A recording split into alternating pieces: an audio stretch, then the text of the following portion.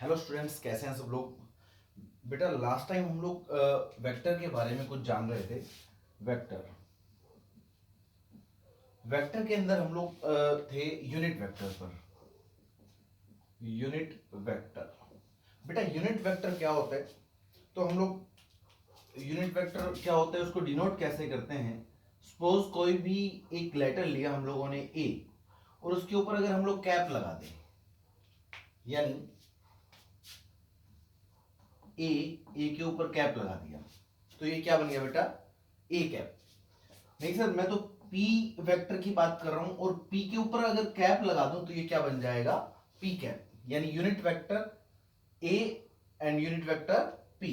चलिए, unit vector क्या था, the vector having magnitude 1 which only shows direction. वो वाला वेक्टर जिसका मैग्नीट्यूड 1 हो और जो सिर्फ डायरेक्शन ही बताए, उसको हम लोग क्या बोलते हैं, यूनिट वेक्टर। अच्छा, अगर मैं एक वेक्टर की बात करूं बेटा, तो वेक्टर के पास क्या क्या होता है। वेक्टर के पास होता है मैग्नीट्यूड। मैग्नीट्यूड यानी हम लोग उसका मॉडुलस ले लेंगे। मैग्नीट्यूड के बाद उसके पास क्या बचना चाहिए, डायरेक्शन। और अभी हम लोग जान चुके कि डायरेक्शन के लिए सिर्फ एक ऐसा वेक्टर यूज किया जाता है जिसका सिर्फ क्या हो, यूनिट मैग्नीट्यूड हो, यानी कैप, ए कैप। ये वाला आपका एक कंप्लीट वेक्टर बनता है बेटा। वेक्टर क्या है, एक तो मॉडुलस और दूसरा क्या, उसकी डायरेक्शन। मैग्नीट्यूड और डायरेक्शन। यानी अगर मैं ए कैप की बात करूं, तो ए कैप कितना आ जाएगा बेटा, vector A divide by magnitude of vector ए। अगर आप किसी भी वेक्टर की बात करें, उसका ये जो मॉडुलस जो लिया, इसका मतलब क्या हुआ, मैग्नीट्यूड ऑफ वेक्टर ए। कोई ए वेक्टर था जिसका मैग्नीट्यूड हम लोगों ने लिया बेटा। अच्छा, अगर आप इसको डायरेक्ट ए लिख दे तो भी ये क्या कहलाएगा, मैग्नीट्यूड ऑफ वेक्टर ए। ध्यान रहे, ये मैग्नीट्यूड है, और अगर मैं इसके ऊपर कैप लगा दूं तो ये क्या बन जाएगा बेटा, वेक्टर बन जाएगा। चलिए आगे चलते हैं हम लोग। उसके बाद हम लोग थोड़ा सा ये भी स्टडी कर चुके थे कि भाई एक्स एक्सिस के अंदर, यानी ये एक्स एक्सिस, ये वाली वाई एक्सिस और ये वाली जेड एक्सिस। एक्स एक्सिस के अंदर जो यूनिट वेक्टर लिया जाता है वो यूनिट वेक्टर होगा बेटा आई कैप। कितना होगा, आई कैप। वाई के अंदर जे कैप और जेड के अंदर के कैप। अच्छा, सपोज किसी ने बोला कि वेक्टर ए क्या है, हैविंग मैग्नीट्यूड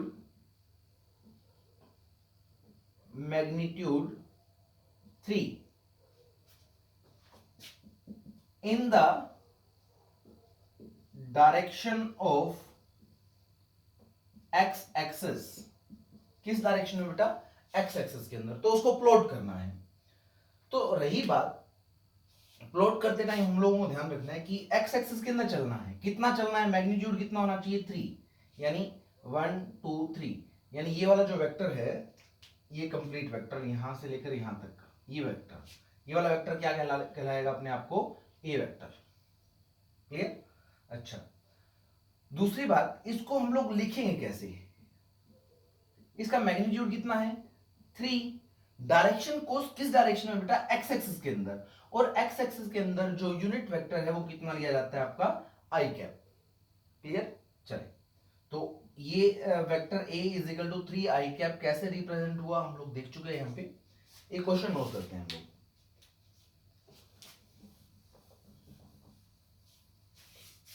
क्वेश्चन है, vector P is equal to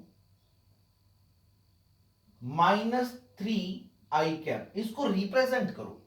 देखो, मैग्नीट्यूड कभी भी नेगेटिव नहीं होगा, ये वाली बात हमें क्लियर है। तो इसको मैं लिख सकता हूं 3 इंटू माइनस आई कैप। हां सर, ये माइनस आई कैप के साथ लगा, इसका मतलब क्या हुआ, आई कैप किस डायरेक्शन में होता है अपना, एक्स एक्सिस की तरफ, और माइनस आई कैप होगा अपना, ये हुई बेटा एक्स एक्सिस, और ये कौन सी हुई आपकी, माइनस एक्स एक्सिस। यानी इधर तो होगा अपना आई कैप और इधर क्या होगा, माइनस आई कैप। यानी हमें चलना है ओरिजिन से 3 कितनी लेंथ कितनी चलना है 3 यानी 1 2 3 और डायरेक्शन कौन सी है अपनी माइनस आई कैप यानी इधर से।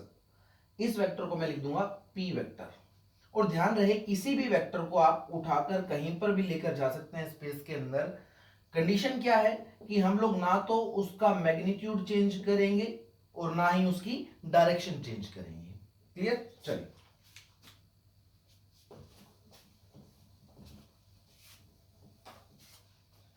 उसके बाद हमें एक चीज और देखनी है कि भाई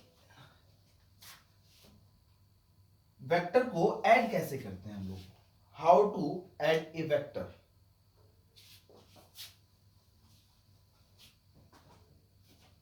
ऑपरेशन ऑन वेक्टर। वेक्टर पर क्या क्या ऑपरेशन लगते हैं। नंबर 1 पहली बात करें मल्टीप्लाई बाय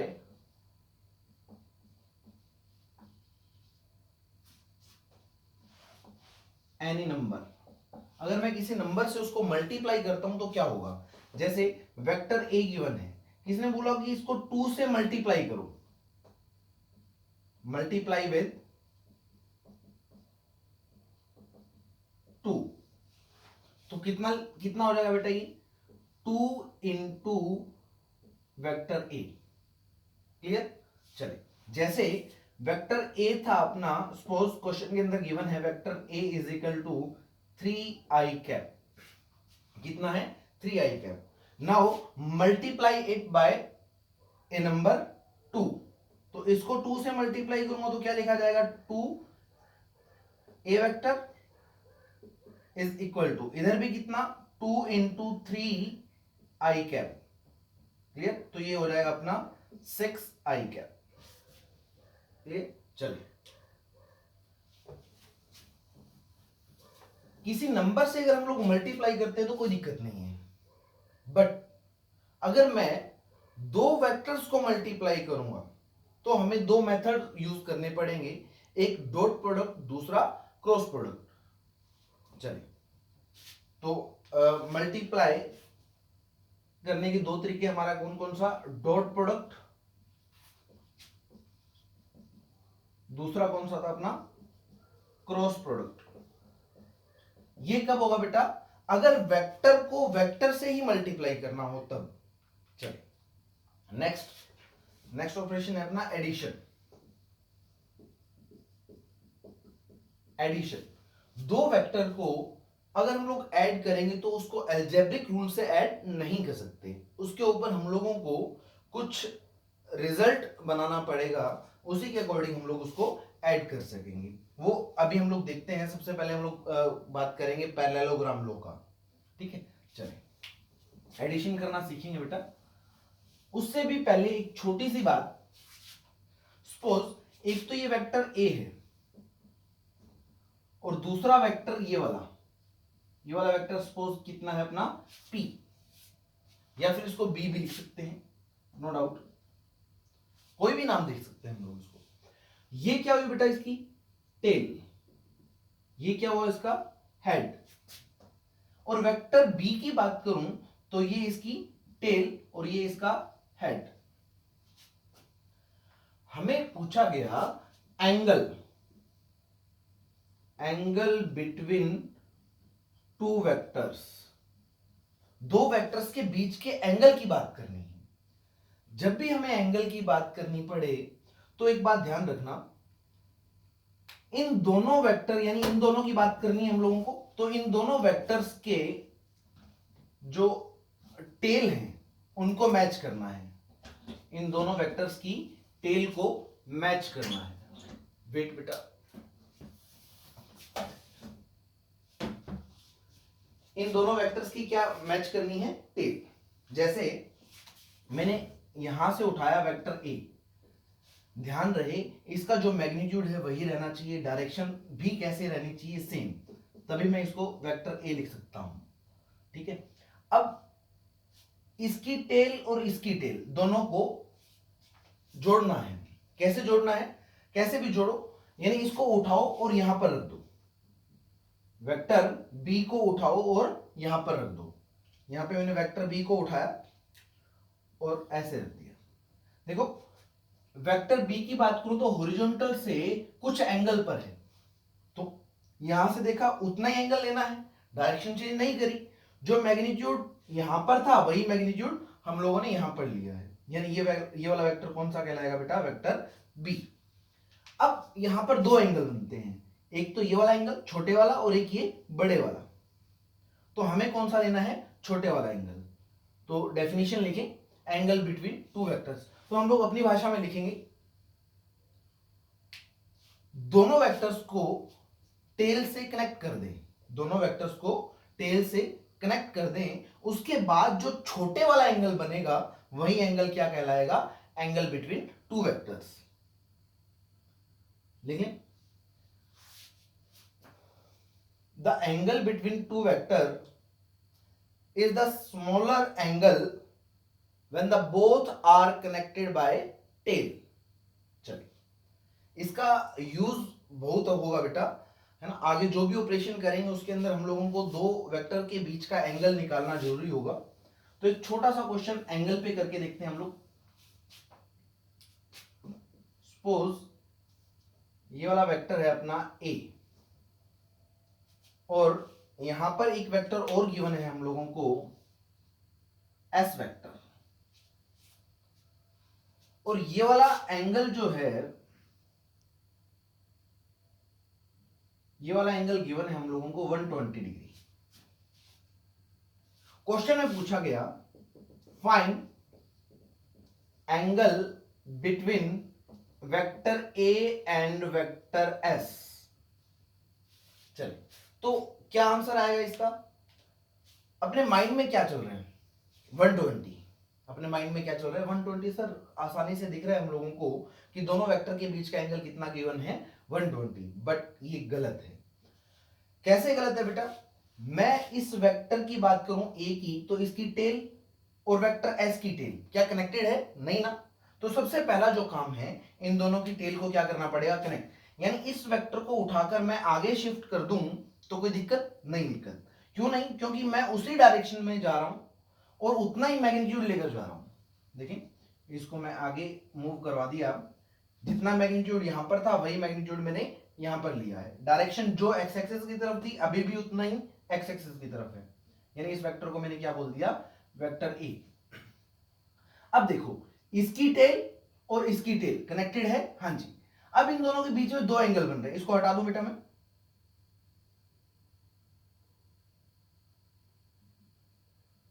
ऐसा क्यों करा मैंने, क्योंकि मेरे को एंगल बिटवीन टू वेक्टर चाहिए था, वो कब बनेगा, जब उन दोनों की टेल कनेक्ट होगी। अब देखो यहां पे दो एंगल बन रहे हैं इन दोनों वेक्टर के बीच के अंदर, एक तो ये वाला और एक ये बड़े वाला। हमें कौन सा चाहिए, अभी बात करी थी छोटे वाला एंगल चाहिए, यानी जो छोटे वाला एंगल उन दोनों के बीच का है ये वाला। ये टोटल एंगल कितना होता है बेटा, यहां से यहां तक का 180, यहां तक कितना था 120, तो ये कितना बच जाएगा बेटा 180 माइनस 120 यानी कितना 60 डिग्री। तो आपका आंसर क्या आएगा, थीटा बराबर में 60 डिग्री। क्लियर है बात, चलिए आगे चलते हैं।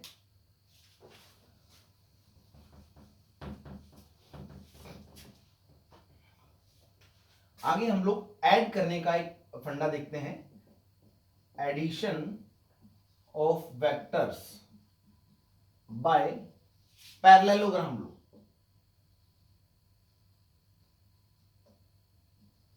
कौन से लो की बात करेंगे, पैरेललोग्राम लो।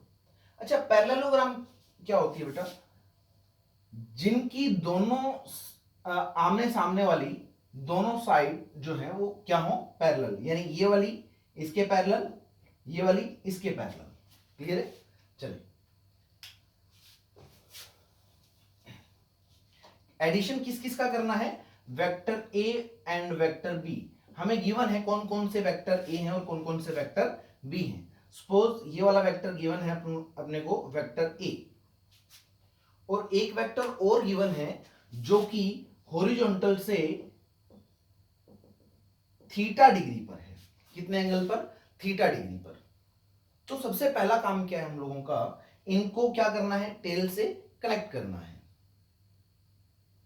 क्लियर, चलिए ये कब करेंगे, जब हम लोग किसको ऐड कर रहे हैं, ए को बी से ऐड कर रहे हैं। पहले मैंने एक वेक्टर लिखा ए, देखो डायरेक्शन एक्स एक्सिस थी, मैग्नीट्यूड जो यहाँ पे है वही मैग्नीट्यूड मैं यहां पर ले रहा हूं, ये वाला वेक्टर ए। अब वेक्टर बी को इसकी टेल से कनेक्ट करना है, यानी इसको उठाओ और यहां पर रख दो। कितने एंगल पर, वही एंगल बेटा जो गिवन है अपने को, हॉरिजॉन्टल से कितना था, थीटा, मैंने यहां पे रख दिया। ये वाला वेक्टर क्या हुआ, वेक्टर बी। अच्छा, अब क्वेश्चन आता है कि सर ए और बी के बीच का एंगल कितना है, तो थीटा है। क्यों है थीटा, क्योंकि दोनों की क्या कनेक्टेड है, टेल। और अब जो एंगल है वही क्या है, एंगल बिटवीन टू वेक्टर। हमें एडिशन करना है और लो कौन सा है अपना, पैरेललोग्राम लो, यानी हमें यहां पर एक पैरेललोग्राम बनानी पड़ेगी। पैरेललोग्राम कैसे बनाएंगे, ये वाला वेक्टर जो बी है इसके सामने बिल्कुल यहां पर वेक्टर बी को हम लोग डिनोट करेंगे। देखो, क्योंकि ये साइड और ये साइड पैरेलल होनी चाहिए। चले, अच्छा, अगर मैं इसके मैग्नीट्यूड की बात करूं तो इसको मैं ए लिख सकता हूं डायरेक्ट, या फिर वेक्टर ए का मैग्नीट्यूड मोड के अंदर लिख सकता हूं। तो मैंने ये वाली चीज ली, ये इसका मैग्नीट्यूड कितना है, बी का, बी, तो मैंने यहां पे लिख दिया ये कितना हुआ, बी। क्लियर, चलिए, अब इसके सामने भी तो क्या होना चाहिए, ए होना चाहिए, उतनी लेंथ होनी चाहिए पैरेललोग्राम बनाने के लिए। तो हम लोगों ने इसको उठाकर यहां पर शिफ्ट कर दिया।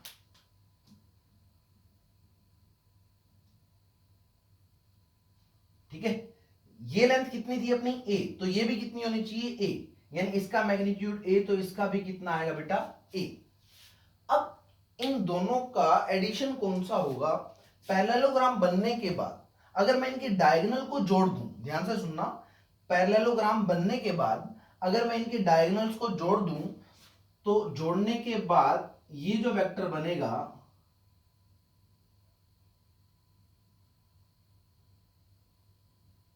ये वाला वेक्टर आर, ये रिजल्टेंट वेक्टर आएगा बेटा। आर क्या है, वेक्टर आर क्या है, vector A plus vector B का रिजल्टेंट है।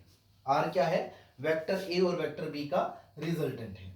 चलो, आर कैसे निकाले, अगर यहां पर राइट एंगल ट्रायंगल होती तो हम लोग पाइथागोरस थ्योरम यूज करके आर की वैल्यू निकाल सकते थे, लेकिन यहां पर राइट एंगल ट्रायंगल नहीं है, इसलिए हम लोगों को एक राइट एंगल ट्रायंगल बनानी पड़ेगी। कैसे बनाएंगे वो देखते हैं। मैं इस ए को आगे मूव करवा दूं, कोई दिक्कत नहीं, नहीं, और यहां से एक 90 का एंगल बना दो, देखो ये वाला, और इसका नाम दे दूं पी क्यू आर, आर नहीं लिखेंगे, P Q S T O, whatever जो भी आपको नाम लेना है वो ले लें। अच्छा, अब राइट एंगल ट्रायंगल कौन सी बनी, राइट एंगल ट्रायंगल बनती है बेटा हमारे पास ये वाली,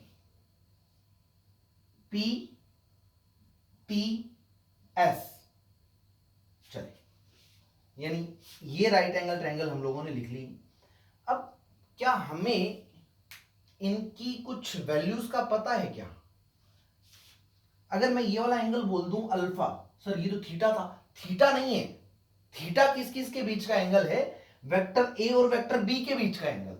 बट ये P से S क्या है, देखो P से S क्या है, R है ना, तो मैं यहां पे लिख देता हूं, ये वेक्टर क्या बना अपना R। क्या R वेक्टर A से थीटा एंगल पर है, नहीं, थीटा से कुछ कम है, उसको मैंने क्या बोल दिया, अल्फा। चलिए आगे चलते हैं। अगर मैं इस ट्रायंगल की बात करूं O T और S की, इसके अंदर हमें एक साइड पता है, कौन सी, B। दूसरी बात, इसको ध्यान से समझना, मैंने वेक्टर A को उठाया और आगे शिफ्ट कर दिया, वैसे ही B को उठाया और आगे शिफ्ट कर दिया, तो देखें कहीं एंगल चेंज हुआ क्या, देखो A को उठाएंगे हम लोग, आगे शिफ्ट कर देंगे, वैसे ही B को उठाकर यहां पर शिफ्ट करा, एंगल चेंज हुआ क्या, नहीं चेंज हुआ।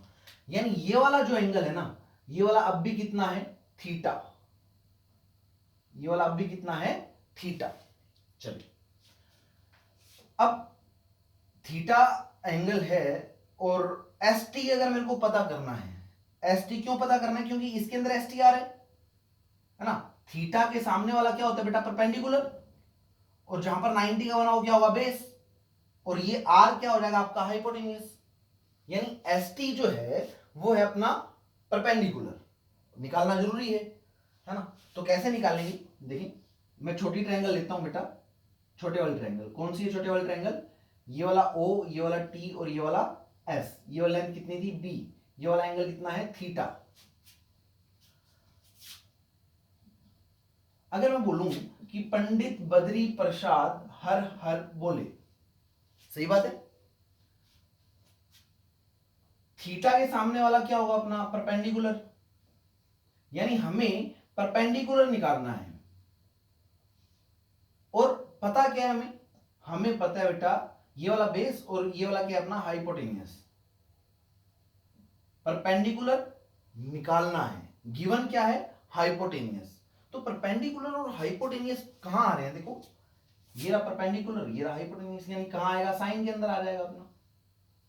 यानी साइन थीटा, साइन थीटा कितना आ जाएगा, परपेंडिकुलर अपॉन हाइपोटेनियस। परपेंडिकुलर कितना है, एस टी, हाइपोटेनियस कितना है, ओ एस, ओ एस कितना है, बी के बराबर। क्लियर, यानी एस टी कितना है आपका, बी साइन थीटा। इसको ध्यान रखना। और अगर आपको ये चीज अच्छे से समझनी है तो इसको हम लोग बोलते हैं कंपोनेंट ऑफ टू वेक्टर। क्या बोलते हैं, component of two vector. Suppose ये वाला वेक्टर कितना था अपना, बी वेक्टर था। अगर थीटा की तरफ गए तो हम लोग उसको साइन थीटा से मल्टीप्लाई कर देंगे। क्या कहे कि अगर हम लोग थीटा की तरफ चले तो किससे मल्टीप्लाई करेंगे, साइन थीटा से। वैसे ही अगर हमें परपेंडिकुलर निकाल लिया हम लोगों ने, यहां से किसी ने बोला कि नहीं सर परपेंडिकुलर नहीं, मेरे को तो ओटी चाहिए। ओटी क्या है, बेस। बेस कैसे निकालेंगे, यानी बेस निकालना है और हमें पता क्या है, हाइपोटेनियस। बेस और हाइपोटेनियस कहां आ रहे हैं, कोस के अंदर। तो लिखो कोस थीटा बराबर में बेस अपॉन हाइपोटेनियस। बेस कितना है, ओटी, क्लियर है बात। और हाइपोटेनियस कितना है अपना, बी।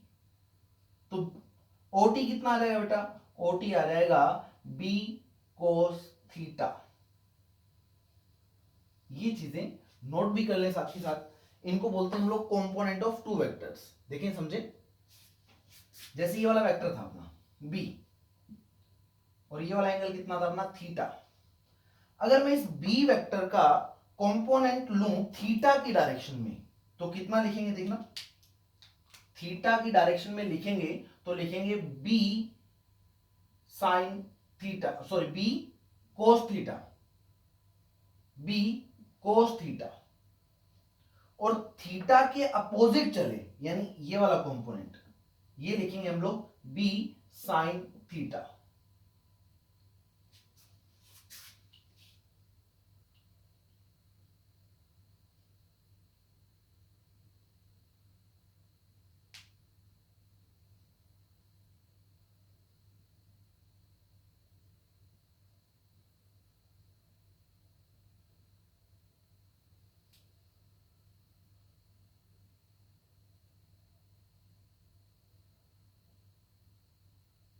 सही है, चलिए थीटा की तरफ गए तो क्या लिखा, बी कोस थीटा, और थीटा से अपोजिट गए तो क्या लिखा, बी साइन थीटा।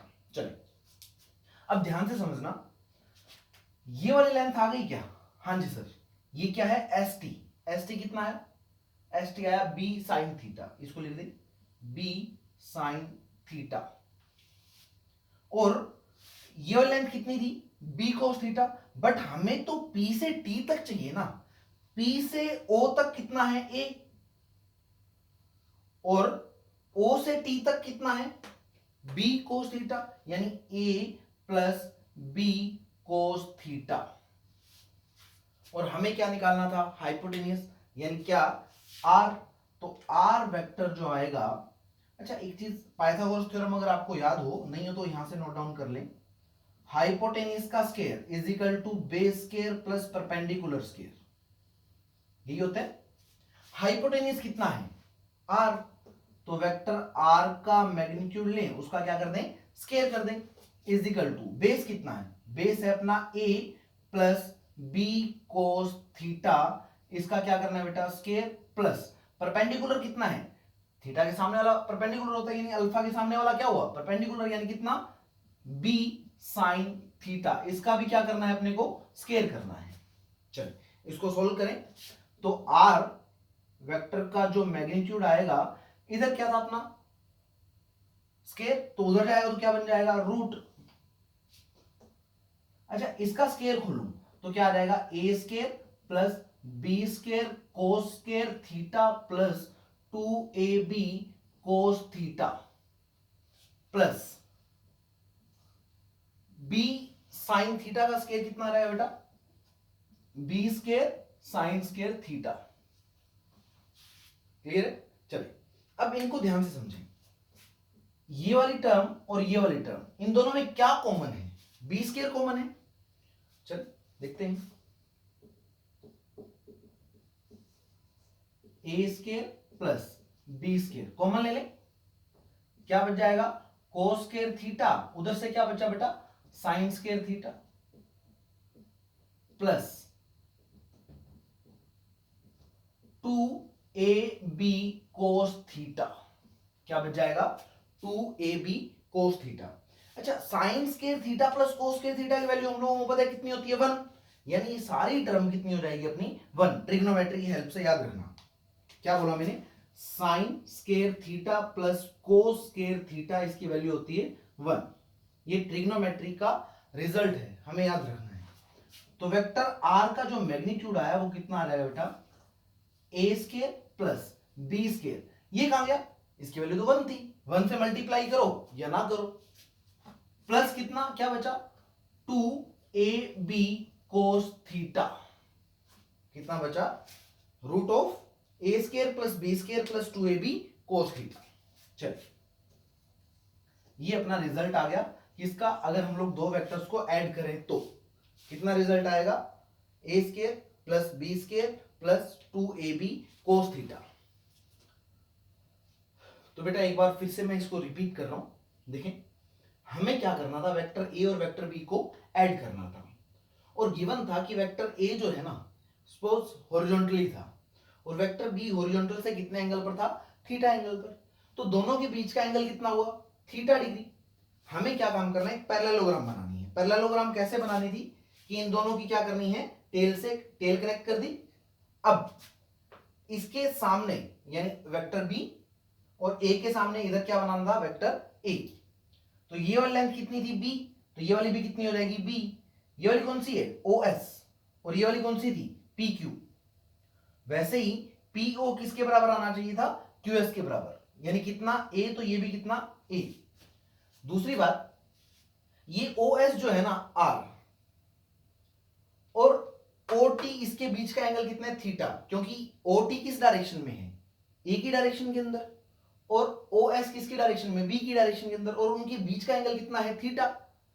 चलिए इसका कंपोनेंट अगर हम लोग लेंगे थीटा की तरफ तो क्या लिखेंगे, बी कोस थीटा, और उससे अपोजिट लेंगे तो क्या लिखेंगे, बी साइन थीटा। क्लियर, यानी एस टी कितना आ गया अपना, बी साइन थीटा, और पी से टी तक कितनी वैल्यू आएगी, ओ से टी तक बना अपना बी कोस थीटा, और पहले कितना था ए, तो टोटल कितना आ जाएगा a plus B cos theta. हमें हाइपोटेनियस निकालना था, तो ये कितना आ जाएगा, this square plus this square. Solve करते जाएंगे तो क्या आ जाएगा अपने पास result, root of a square plus B square plus 2ab cos theta. Clear है। चलिए अब थोड़ा सा और आगे मूव करते हैं हम लोग, रिजल्ट हम लोग निकाल चुके, रिजल्ट कितना है अपना, एक बार अच्छे से यहां पे नोट डाउन भी करेंगे हम लोग।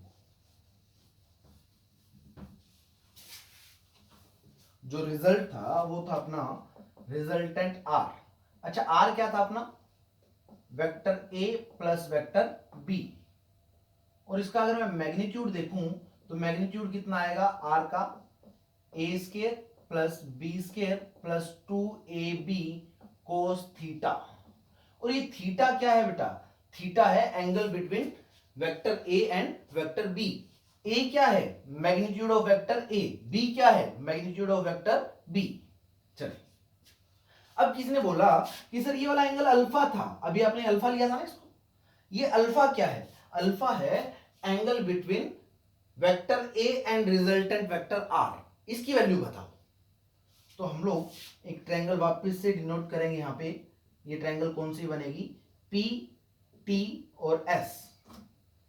ये वाला एंगल कितना है अल्फा, ये वाला कितना था अपना आर वेक्टर था। अच्छा अगर मैं tan अल्फा की बात करूं, tan थीटा क्या होता है, परपेंडिकुलर अपॉन बेस होते हैं, देखो कैसे, पंडित बद्री प्रसाद हर हर बोले, परपेंडिकुलर अपॉन बेस क्या होता है, tan थीटा। अच्छा tan थीटा की जगह यहां पे क्या है अपना अल्फा, तो tan अल्फा कितना आ जाएगा परपेंडिकुलर, यानी कितना एस टी अपॉन बेस कितना है, बेस है पी टी। एस टी की वैल्यू कितनी आई थी अपनी, एस टी की जो वैल्यू आई थी वो आई थी अपनी बी साइन थीटा, कितना आया था, बी साइन थीटा। और पीटी की वैल्यू कितनी आई थी, ए प्लस बी कोस थीटा। ठीक है, तो आप यहां से tan अल्फा की वैल्यू निकाल सकते हैं। तो tan अल्फा कितना है अपना, tan अल्फा आएगा बेटा बी साइन थीटा अपॉन ए प्लस बी कोस थीटा। ठीक है, चलिए अब इस रिजल्ट के ऊपर कुछ काम करते हैं। ये एंगल कौन सा है बेटा, ये एंगल वापस से बता रहा हूं, ये एंगल है वेक्टर ए और रिजल्टेंट के बीच का एंगल। क्लियर, चलिए ये आपको अच्छे से डेरिवेशन याद होनी चाहिए, अच्छे से आपको सोल्व करनी आनी चाहिए बेसिकली, है ना। अच्छा इसका हम लोग कुछ रिजल्ट जनरेट करते हैं। इफ पहला case, vector A and vector B are parallel, क्या है पैरेलल। अगर वेक्टर ए और वेक्टर बी क्या है पैरेलल, पैरेलल हुए इसका मतलब दोनों के बीच के अंदर एंगल कितना है 0 डिग्री, है ना। पैरेलल कब कहलाएंगे दो वेक्टर, देखो इन दोनों वेक्टर्स की बात करूं, ये एंगल कितना दोनों वेक्टर्स के बीच का 90 डिग्री, कम होता गया सपोज 45, अब ये कितना हो गया 0, यानी दोनों वेक्टर के बीच का एंगल 0 कब होगा, जब दोनों क्या होंगे पैरेलल होंगे। यानी अगर दोनों वेक्टर पैरेलल हैं इट मींस थीटा कितना आया अपना 0 डिग्री, तो रिजल्टेंट कितना आ जाएगा, रिजल्टेंट आर की जो वैल्यू आएगी वो आ जाएगी a square plus B square plus 2ab cos कितना 0 डिग्री। और कोस 0 की वैल्यू कितनी होती है बेटा 1 होती है, कोस 0 की वैल्यू कितनी होती है अपनी 1, कोस 0 डिग्री कितना होता है 1, ध्यान रखना कोस 0 डिग्री बराबर में 1, तो ये वैल्यू कितनी आ जाएगी आपकी a square plus B square plus 2ab। ठीक है, अच्छा क्या आपको ये रिजल्ट जाना पहचाना लग रहा है, हाँ सर ये किसका रिजल्ट है, ये रिजल्ट है a प्लस बी का होल स्क्वायर, जिसका रिजल्ट है a प्लस बी का होल स्क्वायर, क्योंकि a प्लस बी का रिजल्ट अगर मैं खोलूं होल स्क्वायर का तो क्या आ जाएगा a square plus B square plus 2ab। Clear, चलिए नेक्स्ट, इफ थीटा बराबर में 90 डिग्री, थीटा कितना आया 90 डिग्री, यानी ये वाला वेक्टर a और वेक्टर b इनका बीच का एंगल कितना है 90 डिग्री, तब क्या करेंगे हम लोग, तब रिजल्टेंट कितना आएगा वो देखते हैं। देखो रिजल्टेंट की वैल्यू कितनी थी a square plus B square plus 2ab cos theta, theta की जगह कितना लेना है 90 डिग्री, और कोस 90 की वैल्यू कितनी होती है, कोस 90 बराबर में 0।